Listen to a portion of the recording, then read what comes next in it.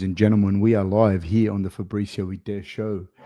Um, Thank you for joining us, guys. We will be discussing Alex Pereira's win over Yuri, Alex Pereira versus a potential match with Israel Adesanya, Alex Pereira versus a potential match with Jamal Hill, and also maybe even him going up to heavyweight. That's an interesting one. Well, we'll just discuss all things Alex Pereira and the show in general. I thought it was a fantastic main card. I really, really am impressed. I'm impressed with that Diego Lopez character and Saint Denis as well. Very, very impressive. Nathan Gorman says, should Jiri have changed stances after one kick? And should fighters in the future change stance after one kick or a few kicks in order to avoid leg damage like Jiri did or how Magomedov did versus Yan?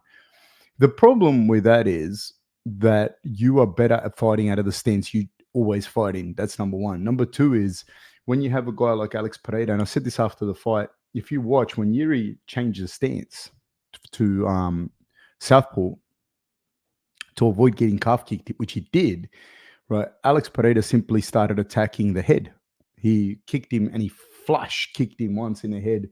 Didn't knock him out, just but it connected flush, and that also puts you off. So you got to pick your poison with someone like Alex Pereira. It's not as simple as, oh, I'm just going to switch my stance.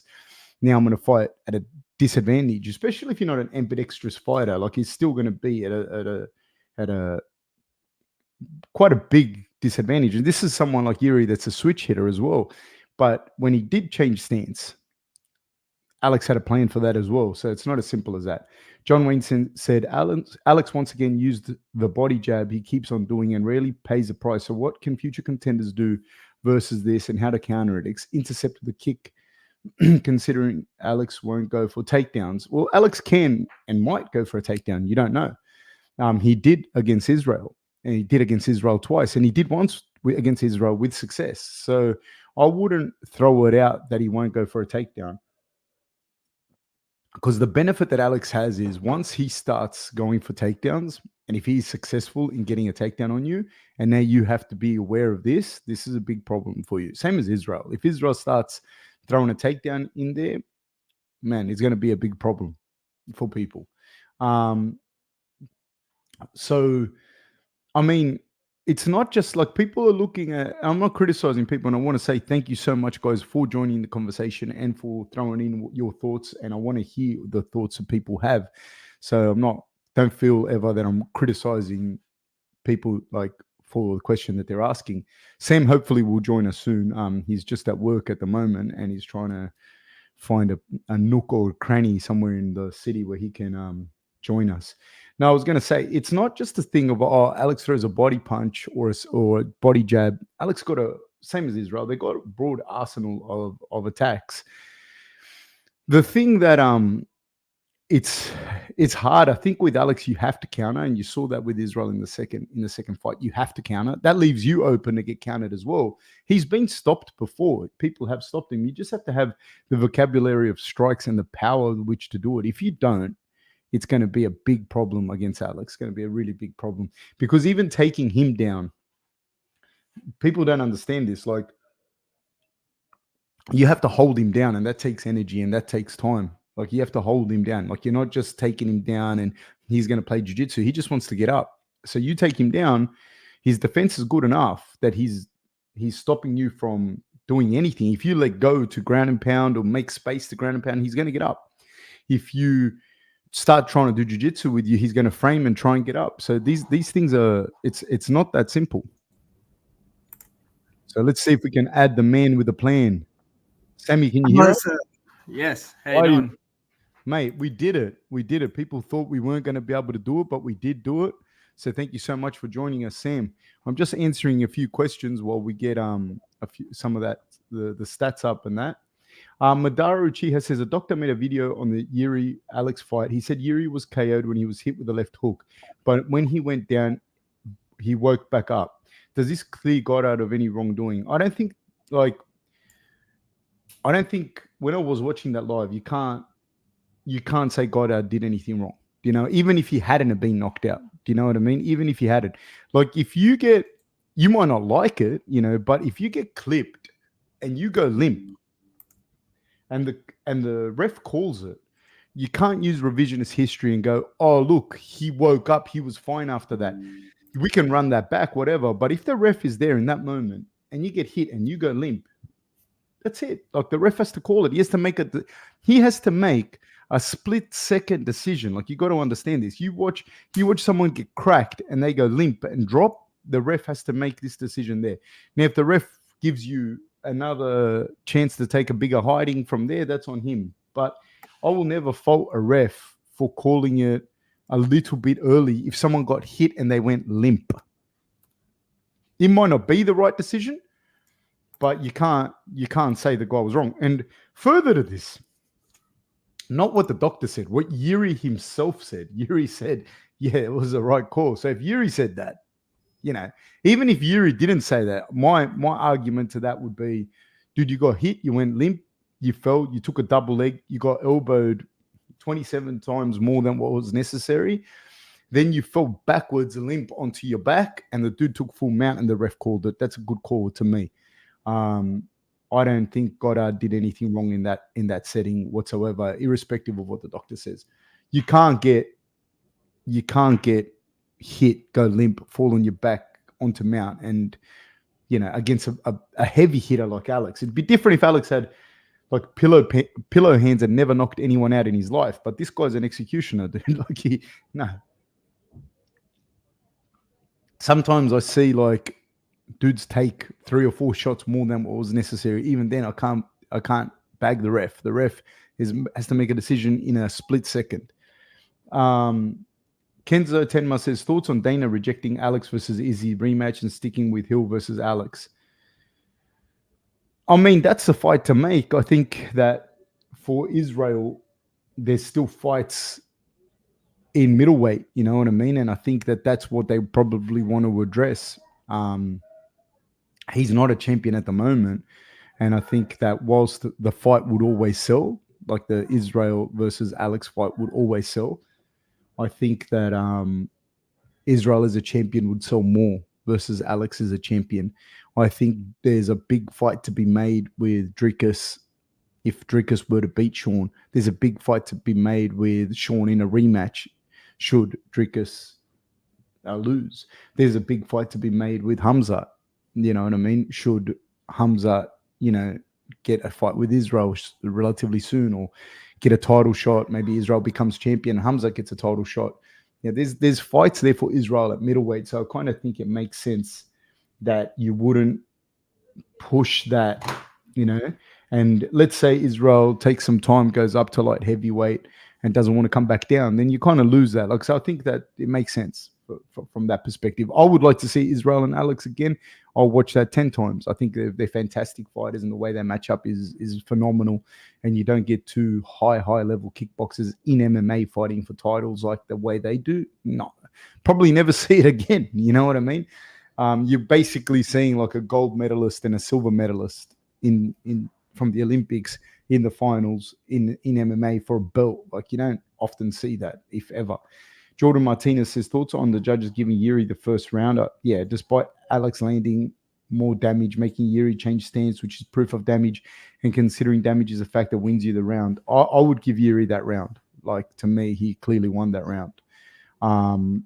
Damage is hard to assess, and it's not that, whilst people go, it sounds really cool to say that damage is hard to really gauge, because like it wasn't enough damage to stop Jiri from taking him down, and Jiri landed shots on Alex as well in that round. It wasn't like Alex.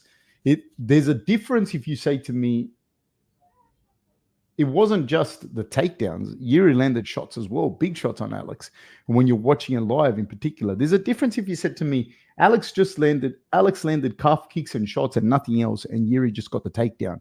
Then I'd be like, yeah, well, Alex wins. But Jiri landed shots, dude, And when you're watching the fight and you're watching the fight live, you have to understand what that means as the fight is happening, and the fight is happening live. No one was thinking, oh, Jiri's just holding Alex down and doing nothing. Like, there's the almost the premonition of a finish, right? When Jiri's fighting in that position.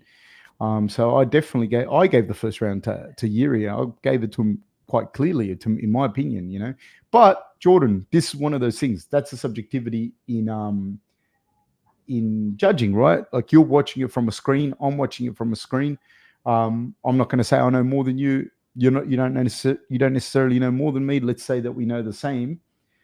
I completely gave that to Yuri. I didn't even think there was a debate. Like, that to me was a clear round for Yuri.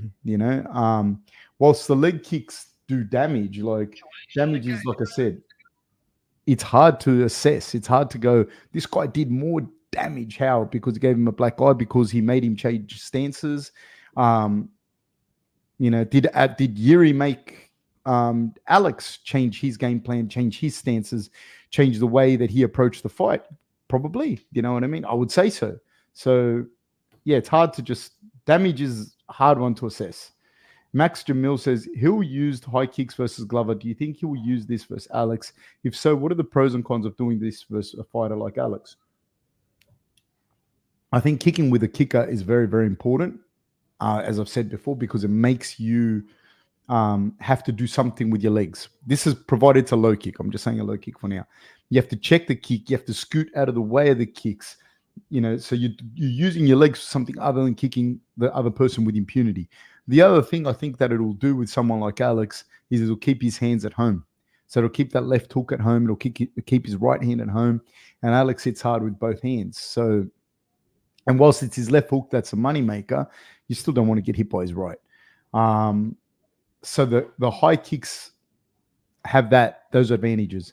The disadvantages to that, it just depends on whether or not he can implement that, without Alex getting a read on it and getting the timing and being able to counter it. Death Note says, if Alex does attempt 3 belts, how would you see a fight between him and Aspinall? Personally, I think Tom's power will be too much, plus Alex gets hit a lot for my liking. Thoughts? I'd like to see him fight for 3 belts because I think that would be so super cool, I just think that sometimes you have situations where people are true light heavyweights or true middleweights. Alex is a true light heavyweight, But even then, like, you see him against Yuri and you see him against Jan, and whilst he looks big and that, their frames are still, like, to me, Yuri's frame was still like, he looked like a thicker dude out there. But Alex is a true light heavyweight. The thing with Tom and Pavlovic and Bam Bam,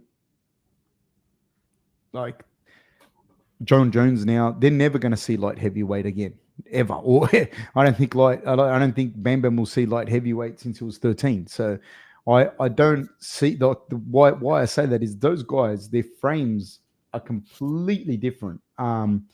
They are true heavyweights. And whilst Alex can be as heavy, he's not a true light heavy. He's not a true heavyweight with that size.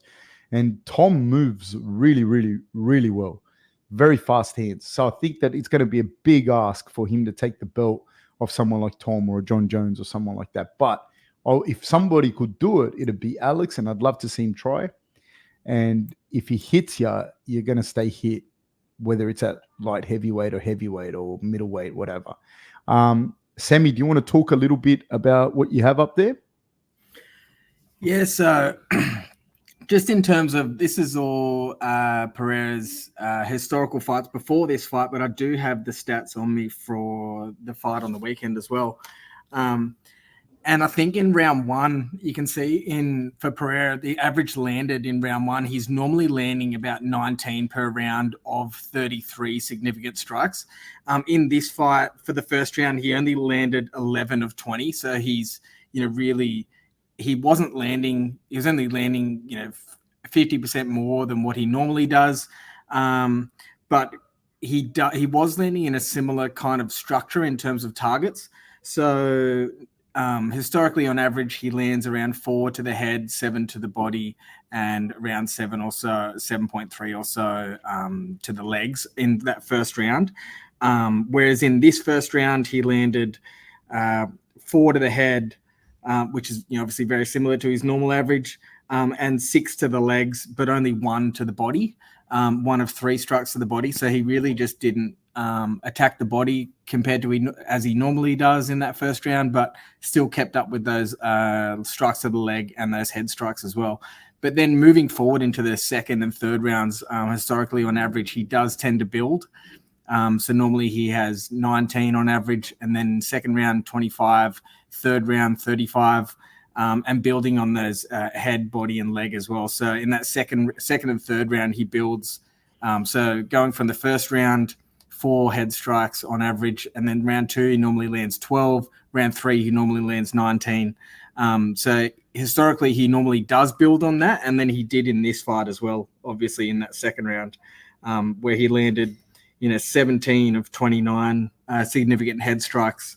Only again 4 of 5 strikes to the body in that second round, and then 6 of 7 leg strikes. But really that increase of, he only, in that first round, he only landed 4 head strikes. In the second round, he landed 17 head strikes. How did he do against how many shots did Jiri land, like a differential between the two? Yeah, so in that first round, they both landed 11 significant strikes overall. Jiri landed 6 of 13 to the head, only landed 2 to the body, and 3 of 3 to the legs. So but then at the same time too, like that's just in that first round. So they both evenly landed the same number of significant strikes. But obviously Jiri had the takedown, and also they attributed him with like 2 minutes and 17 seconds of control time. Yeah, that's why Jordan, like, not to be thing, I just felt significantly there was a big difference in that first round, just with the control time added, and the fact that I honestly thought that it was, even if not Jiri had got the better of the striking in that first round, just landing the shots, whilst Alex did land some. But you know what? One thing I do agree with you, Jordan. One thing I will say is this. Those leg kicks, people don't understand this. Later in the fight, those leg kicks start to matter even more. It was the same thing, I feel, in the Adesanya versus Pereira fight, the first fight. The amount of body shots that Alex landed on Adesanya was super impressive. Maybe even more impressive to me. I always say this, I'm not an Israel fanboy, but I always say this. Israel's durability always astounds me. It just his durability and his recovery, it really astounds me. The amount of body shots that Israel took in that fight, like, huge. These things add up. The calf kicks that Israel took, they add up. Then the shots that Alex landed on Israel, like at the end of that fight, that finished the fight, but Israel was still like not completely out. Like, this is very, very impressive, very hard person to beat because of that durability. I think that in my opinion is one of the greatest facets of Israel in his fighting abilities. Harry DeLuca, shout out to Harry, won a jiu-jitsu contest on the weekend. Harry DeLuca says, have you seen Jamahal Hill's videos on Errol Hawani, and how do you think he would do against Alex? I think he has a good chance of beating him. I think I haven't seen too much of Ariel's and Jamahal's videos. I don't know. I don't know exactly what's happening there with them. But as far as him versus Alex, I don't know if you can bring up some stats there, if we could compare Alex and Jamahal Hill semi. But while Semi's doing that, or a version of that, I will tell you what I think. I think Jamahal Hill's an incredibly dangerous opponent for Alex, and I'll tell you why I think this. One is because, again, he's a true light heavyweight. He's not a guy that's going to see middleweight anytime soon. He's a proper giant of a man, like 6'4", 205 pounds. The thing that stands out to me is the level of athlete that he was outside of fighting, where he was a basketball player he could have played basketball at a high level, playing basketball at a college. And then I've seen him play basketball, and the way that he moves and his athleticism and his coordination, this is not not everyone has this. Not everyone at that size and that weight can do what he does.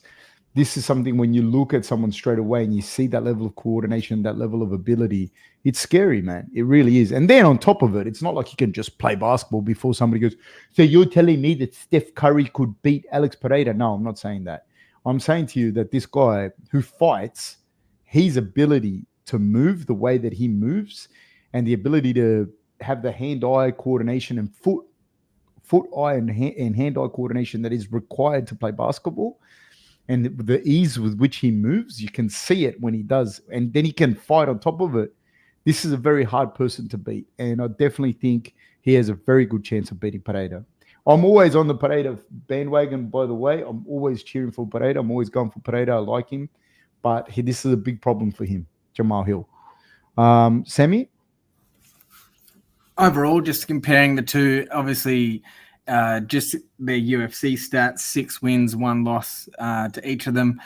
Very different kind of profiles in terms of where they strike, and that's really due to Pereira's leg strikes and that as well, and similar to the last matchup as well. So on the left-hand side, you've got Pereira, and then he's got 20. He averages around 24 significant strikes per round that he lands. 11 of those to the head, 9 to the body, and around 5 to the legs. And it's kind of interesting in that comparison there. You've got in Jamahal, he's got 28 or 29 significant strikes per round. 20 of those are to the head, 7 of those to the body, and only about 2 of those to the legs. But it is quite interesting just in terms of comparing the profiles of the two as well. When we look at Jiri, or when we look at Jiri here as well, not obviously including that last fight on the weekend, but similar profiles in terms of head, body, and leg, and where he actually targets with Jamahal. So he lands 26 strikes compared to Jamal's 29. 22 of those are to the head compared to 19 of those from Jamal. 3 to the body compared to 7. And then so really that kind of head hunting, I suppose, between Jiri and Jamahal as well in comparison. Who would you favor, Sammy? Just looking at that. I'd just favor, just looking purely at the stats, I think they look very similar in terms of Jiri and Jamahal, just in terms of their head, body, and leg strikes. So I'd assume the same, purely based on statistics. I'd also put Pereira over Jamahal on that as well. Who gets hit more, Sammy? Ooh, give me 1 second. While Sammy's doing that, Mario Gomez says, where does Jiri go from here? Should he fight the winner of Magomed, versus Johnny Walker? And how would Jiri versus Magomed and Walker go? I think Yuri's very much still in the mix, man. He was a year and a half out, you know what I mean? And then he fought a monster like Pereira. He did very well. He gave a very good account of himself. Again, man, just because fights end quick doesn't mean it was a bad showing. This is people don't understand this. So I think he did really well against Alex. I wouldn't be that confident that it would be a cakewalk for Alex if they fought again. It only takes one shot to change a fight, especially with heavy hitters like that. So he was doing well. Like when I'm watching the fight live and I'm going for Pereira, I'm like, like this, like thinking Yuri's going to catch him. So I think, he could beat either one of those guys or they could beat him. You know, we'd have to go and break that down. But I think Yuri's like right in the mix there. Rio says, Fab, it's off topic, but how do you think Leon Edwards would go? He was at 185. At 185, he was talking about fighting the winner of Dricus versus Strickland. I think that not only do I think he'd do well, I think he's going to go up in weight. I do think he will. He's 32 years old, so he doesn't have, you don't have lots and lots of time left at around that age, you know, like you got a couple of years in your prime, you know, and you don't know how long that's going to last. But I do think that when you go up a weight division, the frames that you move are much quicker. Like the welterweights are much quicker than the middleweights. And generally overall, the lighter weights are better than the heavier weights. And And what a lot of people don't know is that this wouldn't be his middleweight debut. He's fought at middleweight before. He fought at middleweight like in 2011. That's a long time ago, but I do think that he will do very well at middleweight if you give him enough time to go up and like get his weight right. I think he will do fantastically well. Like when you see Kamaru Usman, he did very well on short notice against Hamza. You know, I don't think he won. I don't see that. I didn't see him. I didn't think he won, but he did well on short notice. And I would say that Leon has entered his prime. He's in his prime, and I would say Usman has left his prime. He's still very good, but he's not at his best. You know, and he still went up, and he still did well. And I don't think that. And I've said this before, I don't think that because of the style that Usman has, I don't think it's the best style to go up a weight because usually big brothers people in that lighter division. So when he goes up, he loses a mechanical advantage. Whereas someone like Leon, I think, would actually do better. He's a striker to begin with, very good grappler. He's a very good underrated grappler, but he's a good striker. He's got a 74-inch reach, which is not small for middleweight. It's not Israel Adesanya, but it's still not a small it's not small, and he's 6 foot. He wouldn't be a small middleweight by any stretch of the imagination. The fact that he's fought at middleweight before is also telling. Very good grappler. He moves really well, and he's used to a different frame, like a different frame rate than the middleweights would be now. And historically, you see a lot of these guys. Strickland was a welterweight. Whittaker was a welterweight. Dricus was a welterweight. And they've done very well at middleweight. So if you give Edwards enough time, like not even that long, but if you give him 6 months to a year, I think he'd do really, really, really well at middleweight. And I think at his age and that the weight cut to welterweight's probably getting a bit old as well. Sammy? Yeah, so just going back to the defense of Jiri compared to Jamahal Hill as well. So they do have quite different defensive profiles, I suppose, but it also depends on who they've fought. We've only got 3 fights in this data set for Jiri as well. But he, on average per round, he has a defensive rate of significant strikes of around 43 to 45%, in comparison to Jamahal, who has around like similar 45 to 50 or so, between that similar range of significant strikes. But probably the key one is the head strikes. So Jamahal Hill has a head strike defense of 61% in the first round, 70% in the second, 73% in the third. And compare this with Jiri, who only has like 48%, around 48 to 50% per round. So, but at the same time too, in those... Not Jiri, but I mean Alex. Who gets hit more out of Alex and Jamahal Hill? I'll just answer this sorry, 1 second. So Cooper Marion asks or says, Alex really loves forcing a shootout and betting on being way better in the exchange, and he usually is. Yeah, he does force you into those fights. And I think he is very sneaky. That's why I'm really curious to see what his striking is like compared to a Jamahal Hill, like not in the output, but in how much he actually gets hit. He looks like he gets hit a lot, but I'm just curious as to how much he actually gets hit. Harry DeLuca says, I missed you so much. I can't believe it's been a whole week since we have seen you, Sam. Harry, don't be desperate, mate. It's not becoming, and quite frankly, it's beneath you. Nathan Gorman says, based on Izzy's performance versus Jan and now Alex at 206, heavyweight would Izzy... Matt, Nathan, you're going to have to rewrite that, man. I have no idea what you're saying. Joseph says, ref is not there for the viewers. It's for the safety of the fighters. 100%, Joseph. That's something people don't understand. Like, the ref's not there to let the guy get pounded in a pace that you can see his brain matter. Like you have to be thing. Nathan Gorman says, if Magomedov throws a high kick to Alex, no way Alex tries to take Magomedov down.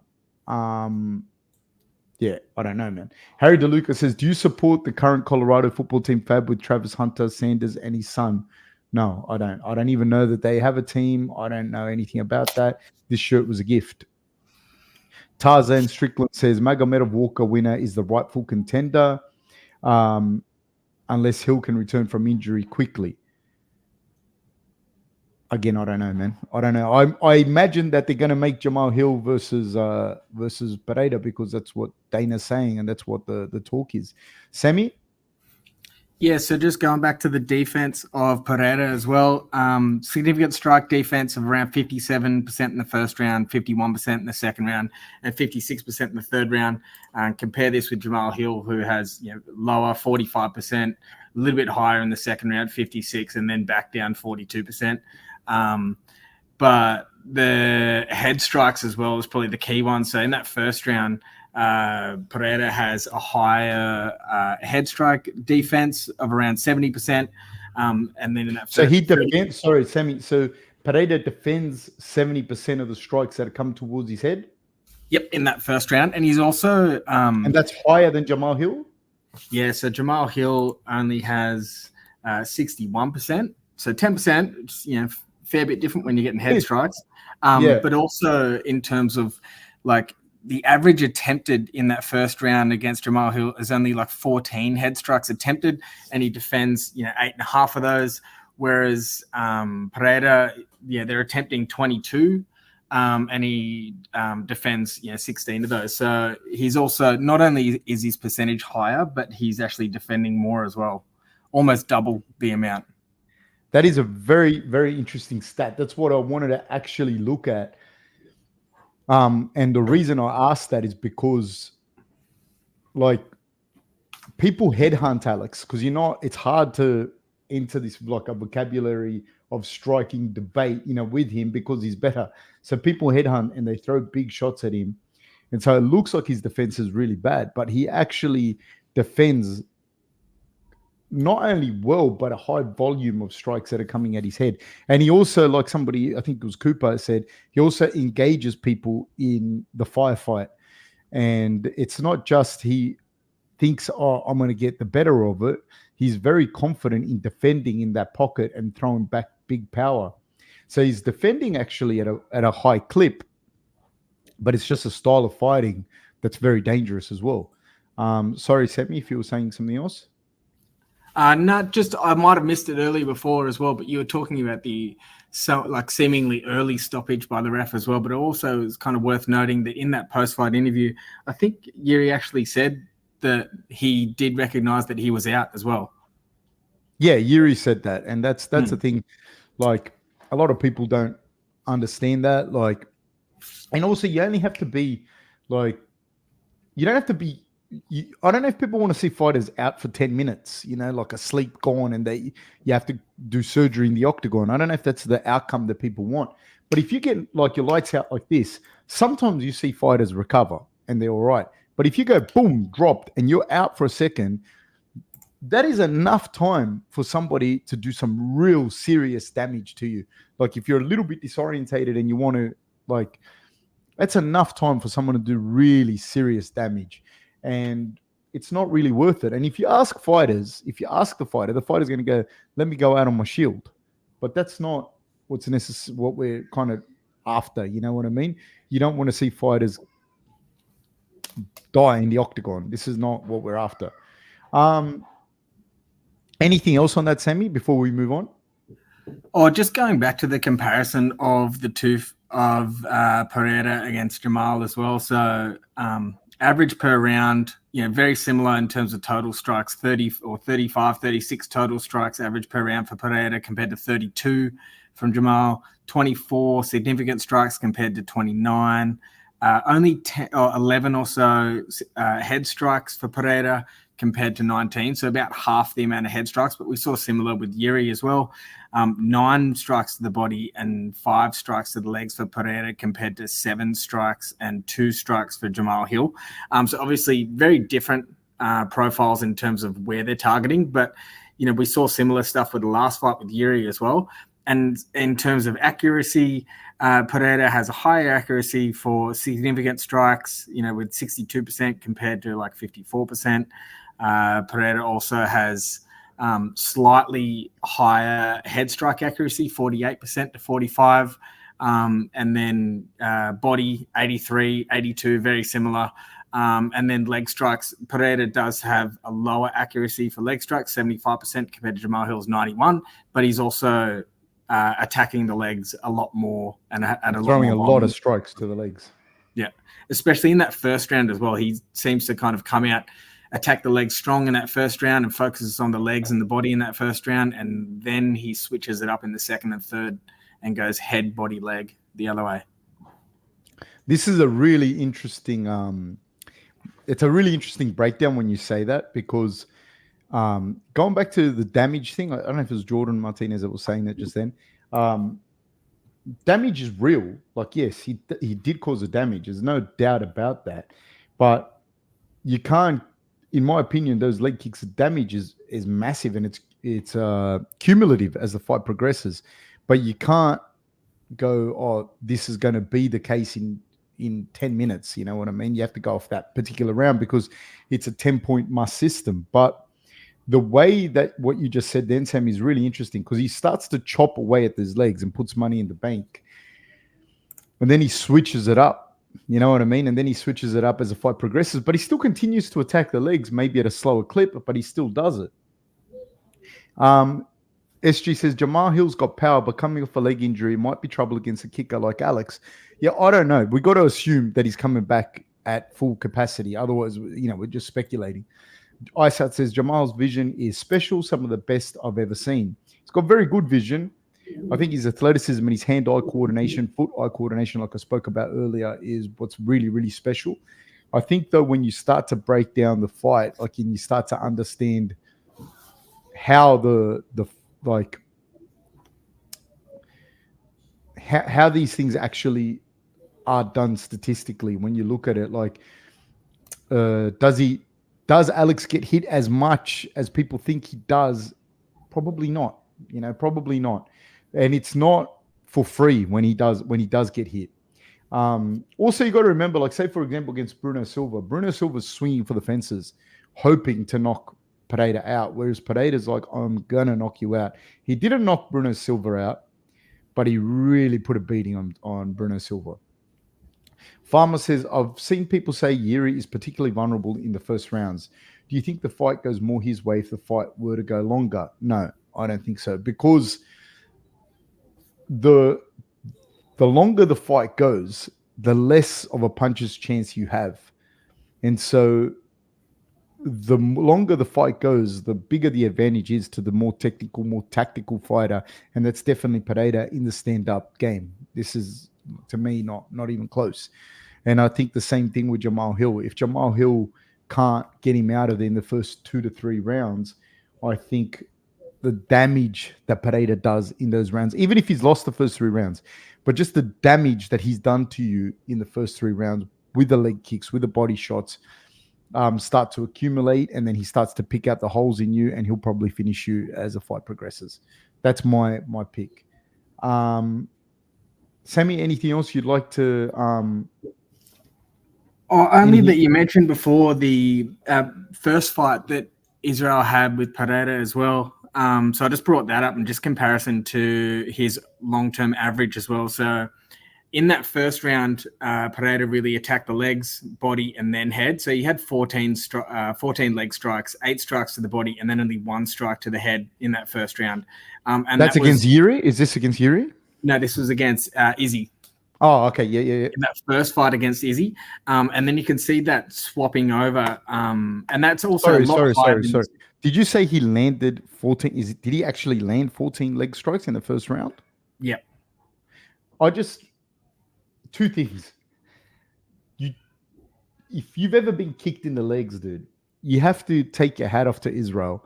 If you've taken 14 leg strikes in the first round, this is like you're a very tough, durable character to be able to take those shots.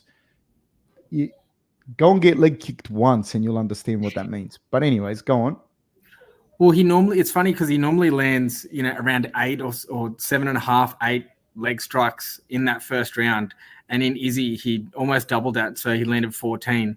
And then 8 strikes to the body, which is pretty similar to what he normally does. But then he dropped off for head strikes and only landed 1 head strike. And then in the second round, he flipped that. So he landed 12 head strikes, 4 strikes to the body, and only 1 to the legs.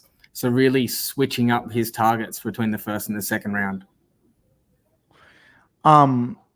Just the fact of he landed that many leg strikes is a really interesting thing. And like this again is my point. Like sometimes you might not win the round. Like I don't think he won the round against Jiri, but he definitely did damage. And the damage that he did, in my opinion, is more sustainable than some of the damage that Jiri may have done with the shots that he landed, although they landed the same amount of shots. But with the control time, etc., I still can't give that round to Alex. But those shots, like body shots, man, they matter later in the fight. SG says it looks like Alex cuts some of the power coming by parrying them. He does a lot of things that people don't understand. Hanoi Tripper says, do you think, I'm answering both of them at the same time. Do you think Alex is too hittable? He doesn't appear to move his head much, but then he must be doing something right. No, he is.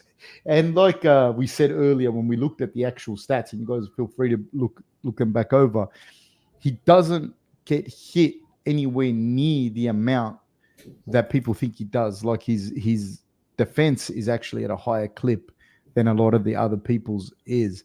I think that he does a good job of also just getting just out of the way of the shots.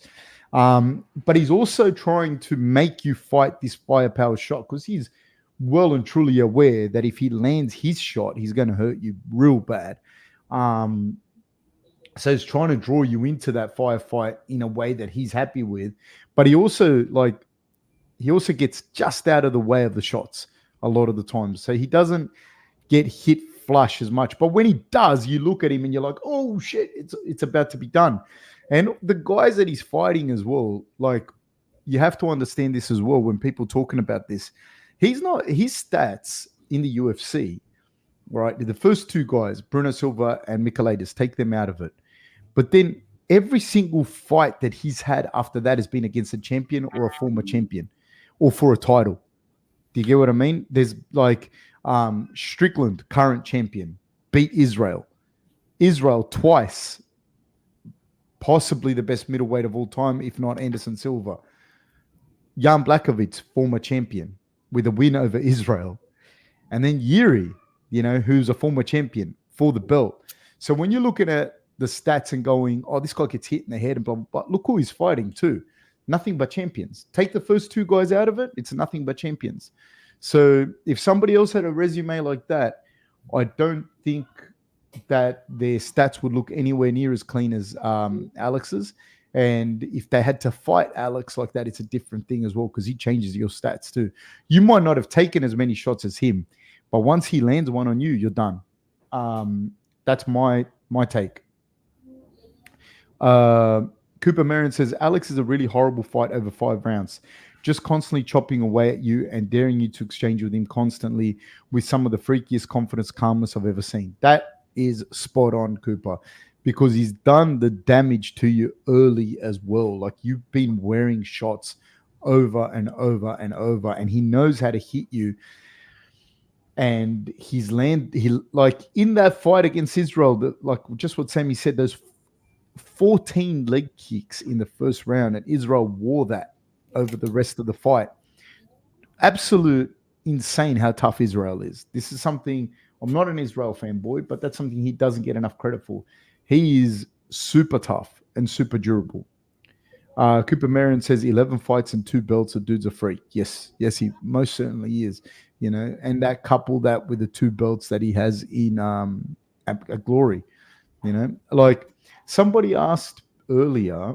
Well, let me see, because Sammy, do you want to add anything?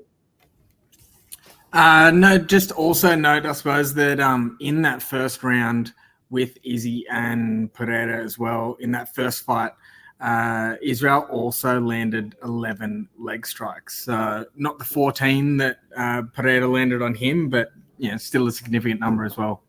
Absolutely, yeah. That's why I find that matchup is so intriguing. You know what I mean? Both these guys hit hard. Both of these guys are such high level kickboxers, and they're both now at this stage shown that they can apply their kickboxing to MMA. So this is a very interesting one. Pepgard says Alex is 36 but came to the sport late. So how many more years do you think he has left of his prime? The thing that's interesting with Alex Pereira is that he actually didn't enter MMA that late. Like when he had his debut was relatively early. Give me 1 second, just because I do believe it was probably around circa 2015 that he entered MMA. So, you're coming into the point that he's had MMA. Like I'm just going to look it up, so I'm not. Yeah, so 2015, October 2015 was his debut in MMA, which he lost against Kamal Otoni.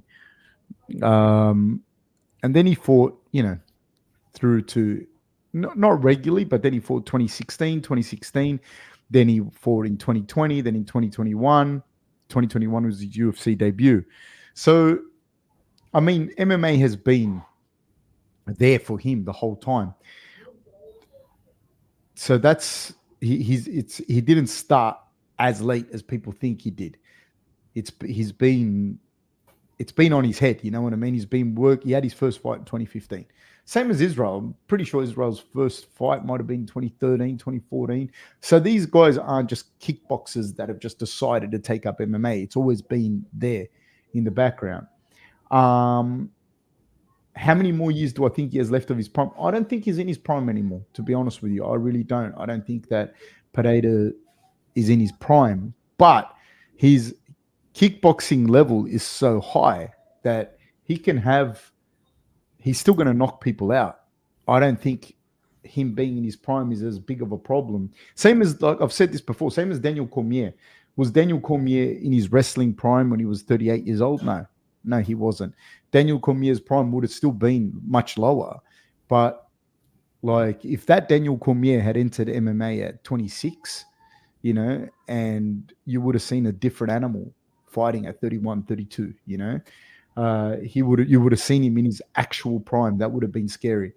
And I think that but when you go to wrestle him, if he can drive the fights the way that he wants to, then you have to wrestle Cormier. He's still going to out wrestle you.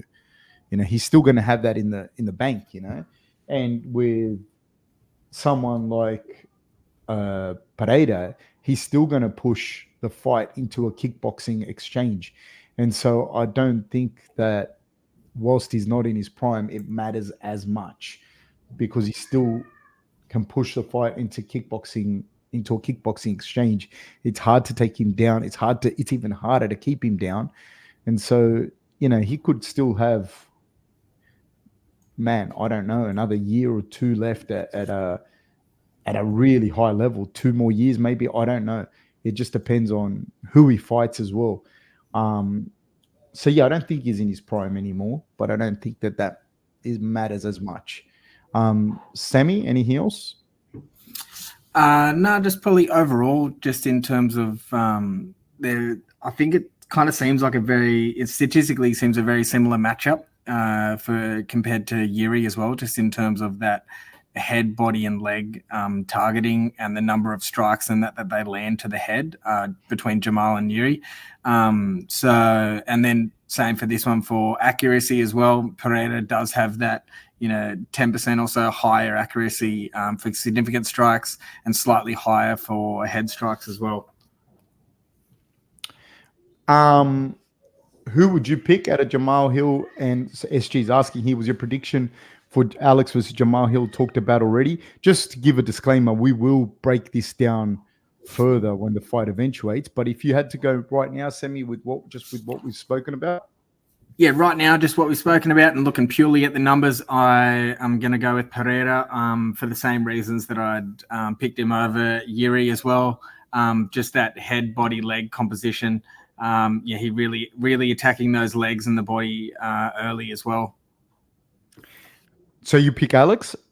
Yes, and also for when you look at, as you mentioned before, his previous fights. Obviously, we're not talking about MMA maths here, but he's beaten Izzy twice or Izzy once, Blachowicz, Sean Strickland, and that as well. So I tend to think I would go with Alex as well. I'd favor Alex, but I see it very similar as the Yuri fight as well, in that Jamahal can get it done at any stage. He's got the power to do it. He's got the length to do it. He's got the athleticism to do it. He's a guy that can challenge Alex by initiating takedowns as well and mixing things up and being able to strike. But I just see that outside of Jamahal actually catching Alex with something, same as Yuri, I just see that I can't see Jamahal outside. Like he can catch Alex and he can hurt him. But outside of that, I don't see Jamahal being able to stop Alex's wearing on him by landing leg kicks, by landing body strikes. I just can't see him being able to do that over the length of the fight, other than cracking him, So Cooper Marin says, Alex is a really horrible fight. Yep, he said that. Sorry, I'm just trying to see just some of the comments. Cooper Marin says, I would love to know if what Alex does for mental preparation. Lots of really skilled fighters don't apply themselves or have the confidence to do what he does. And there's a reality as well, though. You've got to understand when we talk about mental preparation, and there's a lot of variables, but there's a big thing is like, if you know that you knock people into a next dimension, that gives you a lot of mental strength, you know what I mean? Because it's what you're able to do and what you've already done. It's not, I can't go and get really confident and don't do a lot of mental preparation work and then go and fight Alex Pereira. He's still gonna beat me almost to death. You know what I mean? If he doesn't kill me, there's not things. So the fact that he's knocked out the guys that he's knocked out, the fact that he's done what he's been able to do is what also allows you to really grasp that confidence. SG says Izzy has been doing MMA and kickboxing simultaneously prior to his UFC debut. Yes. Israel also had 11 fights when he debuted in the UFC, and Alex has had 2 belts in 11 fights. Yes, it's absolutely insane what Alex has been able to do, and I don't think people really fully get it. Cooper Marin says Alex didn't start training until 21 or 22 and has some great attributes to carry him into a great post-prime career like Glover or Anderson Silva. You're talking, I think, with Alex, though, you're talking about someone that is truly special. Truly, I don't know how many Alex Pereiras you're going to see in your life. It really is a special person that you've seen. So going back to what SG says, my prediction, would be Alex at this stage. We can break this down further as the fight gets closer, if they make that fight. SG says, would Jamahal being southpaw give Alex trouble? I guess we're a world-class kickboxer, so maybe not. I don't necessarily think it'd give him a whole bunch of trouble, because Alex would have fought, he's fought really, really, really good kickboxers. Not just in the actual ring, but he's trained and prepared for countless of good strikers, you know what I mean? So his ability to deal with the changes of stances and whatnot is really interesting. A bigger question would be, how does Jamahal fight out of orthodox if his leg gets chewed up or if his leg gets compromised? Because I don't think that Alex won't be able to land inside leg kicks on Jamahal's leg. I don't think Alex won't be able to land outside kicks with his lead leg. He kicks with almost no toe. So I don't think that that in and of itself will be a huge problem for him. No.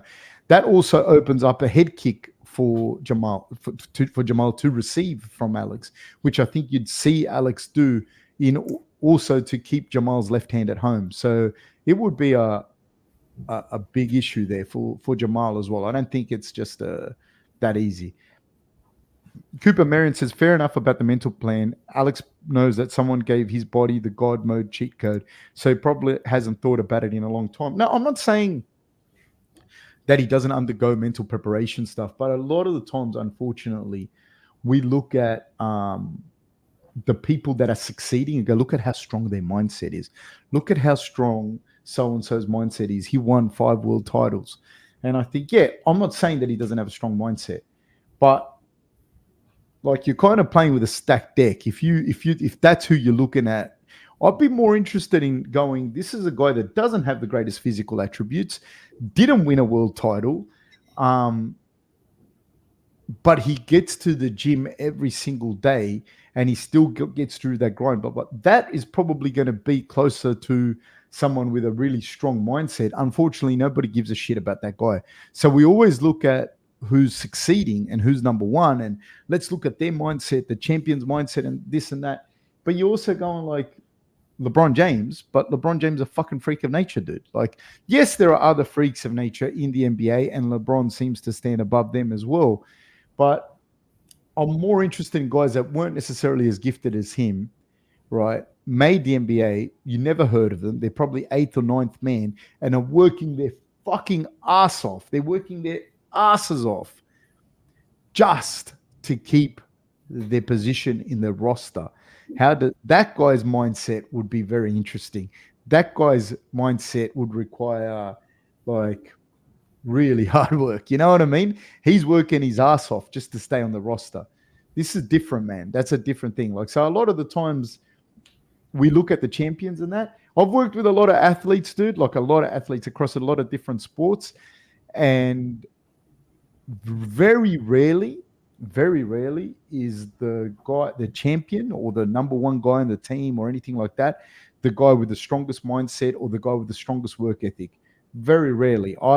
It's not popular to say, but it's very rarely that guy. A lot of the times it's like a sparring partner that has to work really super hard just to stay on the roster and just to keep up with his character or just to keep the position on the team. I've worked with many rugby league teams, man. I'm not going to name people or soccer teams or whatever, that the stars on the team are not the hardest worker by any stretch of the imagination. And they're not, they might get the best results in the testing and that, but they're not the hardest worker. And they haven't got the strongest mindset or anything like that. Sometimes they do, and that's when you get freaks of nature. Freaks. But no, it's rarely the case, like it's not the case. Sammy, you know how you're good at maths, right? Relatively. Yeah, and this is my point exactly. Did you have to work really, really hard to get to where you are, like with your mathematics? Because like you say to me that you did have to work really hard for it. But would you say that there were people that were able? Yeah, I find maths very similar to probably applying yourself to something like jiu-jitsu and stuff like that. You have, there's those people that are super talented and can just get it first thing like others, and then there's people like me that have to work hard at it in order to get anywhere. So I have to just keep showing up, and same with maths as well. It's hard, man. It's a really tough thing. Like it's hard. Like Cooper Marion's talking about, Sandhagen talking about his thing, and then when people say he's not physically gifted, I'm telling you now, dude, he wouldn't be where he's at if he wasn't physically gifted. So we're like really splitting hairs with how physically gifted someone is.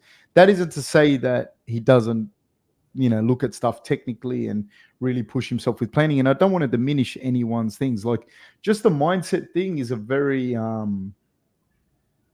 it's very broad, and like while it's explored, it's still relatively unexplored as well. It's very hard to go like.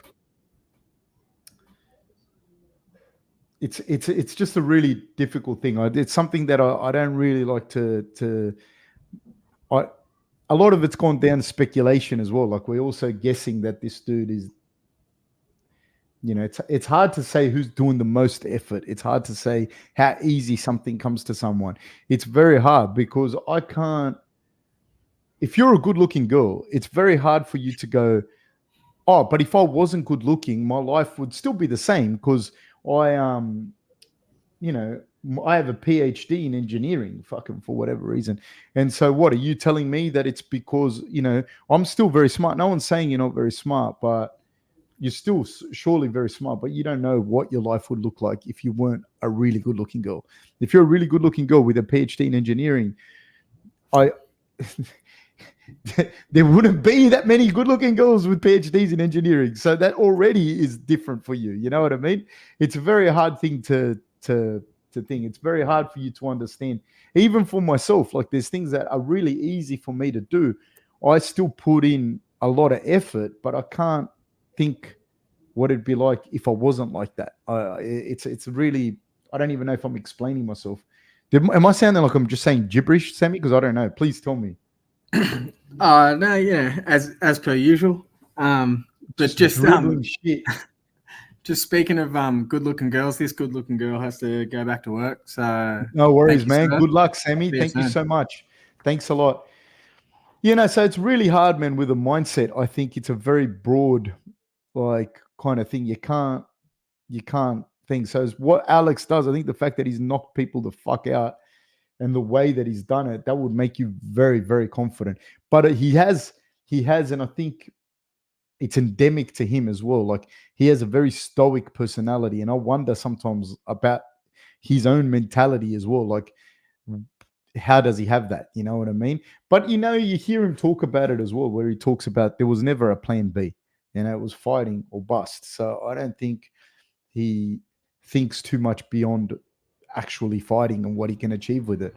And just knowing that you can knock people out with one shot or change a fight with one shot would make you very, very confident, and then the people that he's knocked out as well is a big one. Guys, thank you so much for joining us. Please like and subscribe if you haven't already, and hit the notification bell, guys, and I'll catch you soon. Thank you so much.